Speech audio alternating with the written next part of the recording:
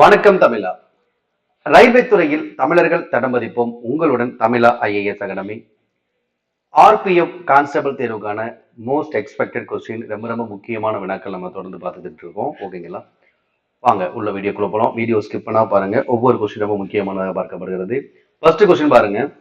ஆரிய சமாஜத்தை தோற்றுவித்தவர் யார் அப்படின்னு கேட்கிறாங்க. ஆரிய சமாஜம். ஓகேங்களா? இந்த ஆரிய சமாஜம் அப்படிங்கிற ஒரு அமைப்பை தோற்றுவித்தது யாருன்னா சுவாமி தயானந்த சரஸ்வதி. இந்து சமயத்தினுடைய மார்ட்டின் லூதர் என்று அழைக்கப்படக்கூடியவர் சுவாமி தயானந்த சரஸ்வதி 1875 இந்த ஆரிய சமாஜத்தை தோற்றுவிக்கிறார். மதமாறி இந்துக்களை இவர் மீண்டும் இந்து சமயத்தை சேர்க்கிறதுக்காக இவர் தோற்றுவித்த இயக்கம் தான் சுத்தி மூமெண்ட் அல்லது சுத்தி இயக்கம். வேதங்களை நோக்கி செல்லுங்கள் என்று கூறியவர் யாருன்னா இவர்தான். சுதேசி என்ற சொல்லை முதலில் உருவாக்கியவர், அறிமுகம் செய்தவர் யாருன்னா சுவாமி தயானந்த சரஸ்வதி. சுதேசி என்றால் சொந்த நாடு என்று பொருள். ஓகே. அடுத்து மௌரிய பேரரசினுடைய மூன்றாவது ஆட்சியாளர் யாருன்னு கேட்கிறாங்க. மௌரிய பேரரசை தோற்றுவித்தவர் யார் அப்படின்னா சந்திரகுப்த மௌரியர். ஓகேங்களா? அவருக்கு பிறகு பிந்துசாரர், அதற்கு பிறகு அசோகர். மௌரிய பேரரசுடைய கடைசி மன்னன் யாருன்னு கேட்டா பிரகத்ரதன் தான். ஓகேங்களா? மௌரிய பேரரசின் கடைசி மன்னன் பிரகத்ரதன். மௌரிய பேரரசை பற்றி அறிந்து கொள்ள உதவக்கூடிய நூல் சாணக்கியர் அல்லது கௌடிலி எழுதிய அர்த்த சாஸ்திரம். அடுத்து, ஒரு மாநிலத்தினுடைய முதலமைச்சரை நியமனம் செய்பவர் யார்? ஒரு மாநிலத்தினுடைய முதலமைச்சரை நியமனம் செய்வது யாருன்னா அந்த மாநிலத்தினுடைய கவர்னர் தான். கவர்னர் நியமனம் செய்வது யாரு? இந்திய குடியரசுத் தலைவர். அடுத்து, இந்துஸ்தான் சமதர்மவாத குடியரசு அமைப்பு, அதாவது HSRA அப்படி சொல்லுவாங்க. Hindustan Socialist Republican Association. Hindustan Socialist Republican Association, Hindustan சமதர்மவாத குடியரசு அமைப்பை தோற்றுவித்தவர் யாருன்னா பகத்சிங். அடுத்து, 5வது ஐந்தாண்டு திட்டத்தின் நோக்கம் என்ன? மொத்தம் இதுவரைக்கும் 12 ஐந்தாண்டுகள் நடைபெற்றிருக்கு. இந்த 5 உருவாக்குவது எதுவும் பாத்தீங்கன்னா திட்டக்குழு, பிளானிங் கமிஷன். ஓகேங்களா? இப்ப இந்த திட்டக்குழு பேர் தான் நிதி ஆயோக்னு மாத்திட்டாங்க 2015 ஜனவரி 1. இது 5வது ஐந்தாண்டு எதுக்கு முக்கியத்துவம் கொடுத்தாங்க அப்படின்னு பாத்தீங்கன்னா வேலை வாய்ப்பு கொடுத்தாங்க, வறுமை ஒழிப்பதற்காக முக்கியத்துவம் கொடுத்தாங்க. 5வது ஐந்தாண்டு திட்டம். அடுத்து 1905 பார்ட்டிஷன் ஆஃப் பெங்கால், வங்காள பிரிவினையின் போது இந்தியாவோட வைஸ்ராய் அல்லது அரச பிரதிநிதியாக இருந்தவர் யாருன்னா லார்ட் ஹர்ஷன். ஹர்ஷன் பிரபு.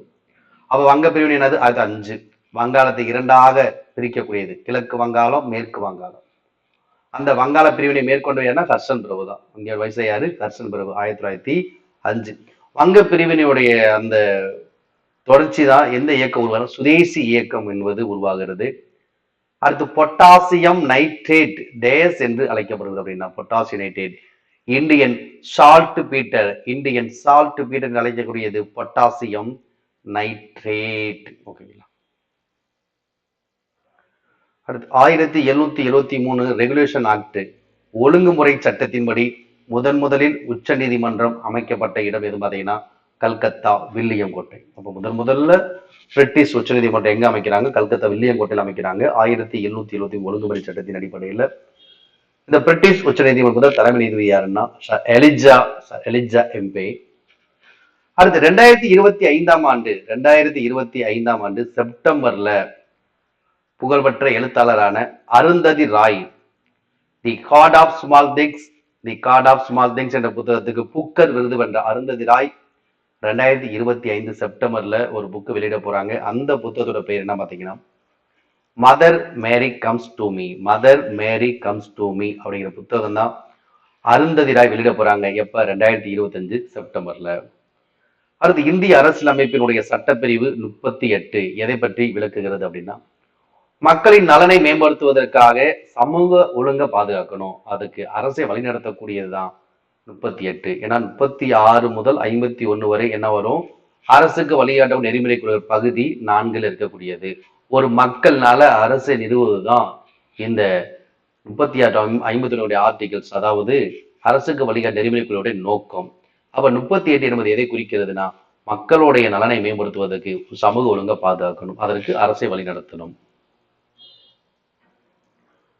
அடுத்து, இந்திய சுதந்திரத்துக்கு முன்னர் விவசாய தொழிலில் ஈடுபட்டுள்ள மக்கள், அது விவசாயத்தை சார்ந்துள்ள மக்கள் மொத்தம் எவ்வளவு பார்த்தீங்கன்னா 75%.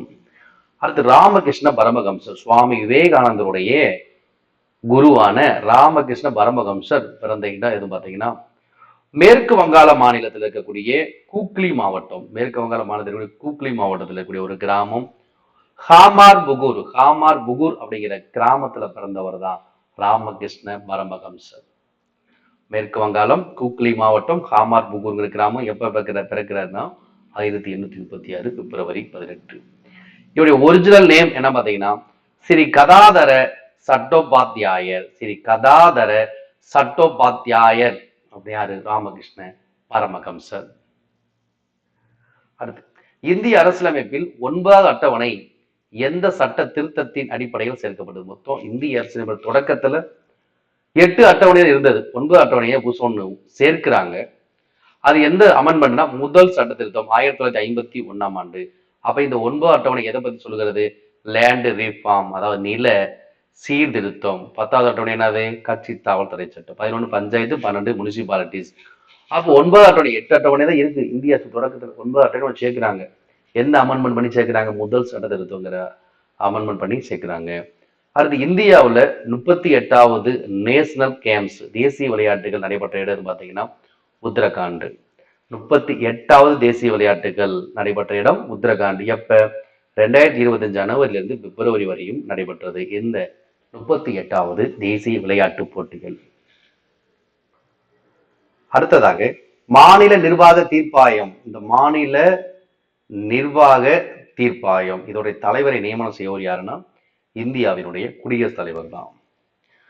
அடுத்து சட்டத்தின் முன் அனைவரும் சமம் பற்றிய சட்டப்பிரிவு. சட்டத்தின் முன் அனைவரும் சமம், equality before law. Equality before law நது சரத்து சட்டப்பிரிவு 14. அடுத்து ஒத்துழையாமை இயக்கம் தோற்றுவிக்கப்பட்ட ஆண்டு எப்ப? ஒத்துழையாமை இயக்கம் நான் கோஆபரேஷன் மூவ்மெண்ட். மகாத்மா காந்தியடிகளுடைய தலைமையில ஒத்துழையாமை இயக்கம் தோற்றுவிக்கப்பட்டது 1920. இந்த ஒத்துழையாமை இயக்கம் மொத்தம் 3 ஸ்டேஜில் நடக்கும். ஒன்று வரிகொடா இயக்கம். வரிகொடா இயக்கம், வேலை நிறுத்தம், பட்டங்களை துரத்தல். ஓகேங்களா? அடுத்து குப்தர் காலத்தினுடைய தங்க காசுகள் அதாவது பொற்காசுகள் டேஸ் என்று அழைக்கப்பட்டதுன்னா தினாரா. இப்ப விஜயநகர பேரரசுல பாத்தீங்கன்னா இந்த தங்க காசுகளுக்கு வராகன் பகோடான்னு சொல்லுவாங்க. குப்தர் காலத்துடைய பொற்காசுகளுக்கு என்ன பேரு? தினாரா. அடுத்து இந்திய கணித மேதை ஜீனிவாச ராமானுஜம். ஜீனிவாச ராமானுஜம் பிறந்த இடம் எது பாத்தீங்கன்னா தமிழ்நாட்டில் இருக்கக்கூடிய ஈரோடு. இப்ப எந்த மாநிலத்தில் பிறந்தாங்கன்னா இவர் தமிழ்நாட்டில் பிறந்தவர் தான் இந்திய கணித மேதை சீனிவாச ராமானுஜம். அடுத்து யுனெஸ்கோ உலக பாரம்பரிய தலமாக 2010 சேர்க்கப்பட்ட இந்திய நடனம் எதுனா ஹல்பேலியா. ஹல்பேலியா நடனம் 2010ஆம் ஆண்டு யுனெஸ்கோ உலக பாரம்பரிய தலமாக 2010 சேர்க்கிறாங்க. அது திருச்சூரம் பூரம். திருச்சூர் பூரம். திருச்சூர் பூரம் பெஸ்டிவல் இந்தியாவில் எந்த மாநிலத்தில் கொண்டாடப்படுகிறது? கேரள மாநிலத்தில் மிக பிரபலமான ஒரு திருவிழா தான் திருச்சூர் பூரம். அது இந்தியாவுடைய ஃபர்ஸ்ட் ரீஜனல் ரூரல் பேங்க். இந்தியாவுடைய ஃபர்ஸ்ட் ரீஜனல் ரூரல் பேங்க் எது பாத்தீங்கன்னா அதாவது இந்தியாவுடைய முதல் வட்டார கிராமிய வங்கி. வட்டார கிராமிய வங்கின்னு சொல்லலாம் அல்லது ரீஜனல் ரூரல் பேங்க் கூட சொல்லலாம். எது? பிரதம கிராமீன் வங்கி. இது எப்போ ஸ்டார்ட் பண்ண? 1975 அக்டோபர் 2. இந்தியாவுடைய முதல் கிராமிய வங்கி, முதல் வட்டார கிராமிய வங்கி, ஃபர்ஸ்ட் ரீஜனல் ரூரல் பேங்க், சுருக்கமாக RRBன்னு சொல்லுவாங்க. பிரதம கிராமீன் வங்கி 1975 அக்டோபர் 2 உருவாக்கப்பட்டது. அடுத்ததாக the white tiger. The white tiger என்ற நாவலை எழுதியவர் யாருன்னா மிக புகழ்பெற்ற எழுத்தாளரான அரவிந்த் அடிகா. அரவிந்த் அடிகா எழுதிய நாவல் அது தி ஒயிட் டைகர். தேசிய புள்ளிகள் தினம். இந்த தேசிய புள்ளிகள் தினம் எப்பொழுது ஒவ்வொரு ஆண்டும் அனுசரிக்கப்படுகிறது அப்படின்னா ஜூன் 29. ஜூன் 29. அதாவது இது பிசி மகரநோபிஸ். பிசி மகரநோபிஸ் உடைய பிறந்த நாள். இந்திய புள்ளியியல் துறையினுடைய தந்தை என்று அழைக்கப்படக்கூடிய பிசி மகரநோபிஸ் உடைய பிறந்த நாள் தான் ஜூன் 29. இதுதான் என்ன தினமாக கொண்டாடப்படுகிறது? இந்திய புள்ளிகள் தினம் அல்லது தேசிய புள்ளியியல் தினமாக அனுசரிக்கப்படுகிறது.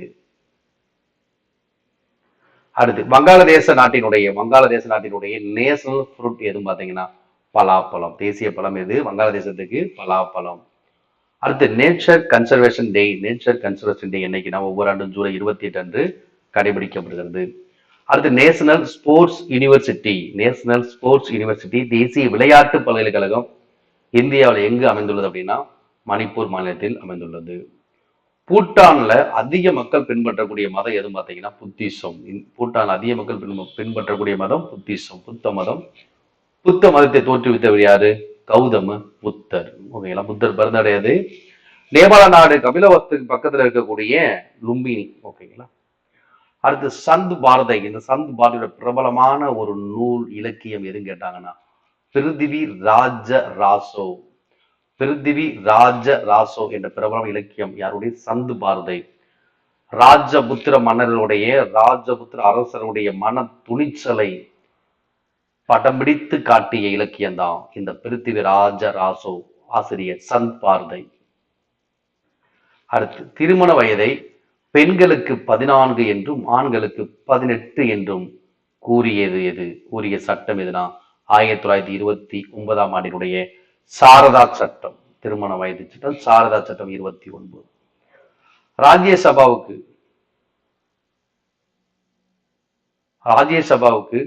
குடியரசுத் தலைவரால் நியமனம் செய்யப்படும். ராஜ்யசபாவுக்கு குடியரசுத் தலைவரால் நியமனம் செய்யப்படும் உறுப்பினருடைய எண்ணிக்கை எவ்வளவு பார்த்தீங்கன்னா 12. ராஜ்யசபாவுக்கு 12 பேரை நியமனம் செய்யறாரு. கலை, இலக்கியம், விளையாட்டு, அறிவியல், தொழில்நுட்பம் போன்ற பல்வேறு துறையில் சிறந்தவர்களுடைய 12 பேரை ராஜ்யசபாவுக்கு, அதாவது மாநிலங்களவைக்கு நியமனம் செய்வர் குடியரசுத் தலைவர்.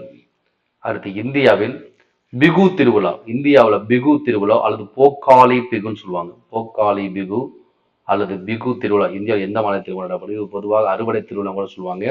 இந்தியாவில் அஸ்ஸாம் மாநிலத்தில் கொண்டாடப்படுகிறது. இது மாதிரி முக்கியமான திருவிழாக்கள், முக்கிய தினங்கள், முக்கிய நடனங்கள், இதெல்லாம் பார்த்தீங்கன்னா முக்கிய திட்டங்கள், முக்கிய கண்டுபிடிப்புகள் எல்லாம் பார்த்துக்கோங்க. ஓகே, அப்போ இது தொடர்ந்து ஆர்பிஎஃப் கான்ஸ்டபிள் தொடர்ந்து உங்களுக்கு மோஸ்ட் எக்ஸ்பெக்ட் கொஸ்டின் தொடர்ந்து உங்களுக்கு வந்துகிட்டே இருக்கும். தொடர்ந்து சப்போர்ட் பண்ண நண்பர்களுக்கும் ஷேர் பண்ணுங்க. தமிழா ஐஏஎஸ் அகாடமி யூடியூப் சேனலை சப்ஸ்கிரைப் பண்ணாமல் பார்த்துக்கிட்டீங்கன்னா உடனே சப்ஸ்கிரைப் பண்ணி பெல் சிம்பிள் கிளிக் பண்ணி வச்சுக்கோங்க. ஆர்ஆர்பி குரூப் டேக்கு ஆன்லைன் கிளாஸும் நம்ம தமிழா அகாடமி அப்ளிகேஷனில் போயிட்டு இருக்கு. பிளே ஸ்டோரில் அப்ளிகேஷனை இன்ஸ்டால் பண்ணி நீங்கள் ஜாயின் பண்ணிக்கலாம். அதுலேயே உங்களுக்கு எல்லா டீட்டெயில்ஸு, பேமெண்ட் பேஜ் எல்லாமே உங்களுக்கு இருக்குது. நீங்கள் அதிலே பே பண்ணிக்கலாம்.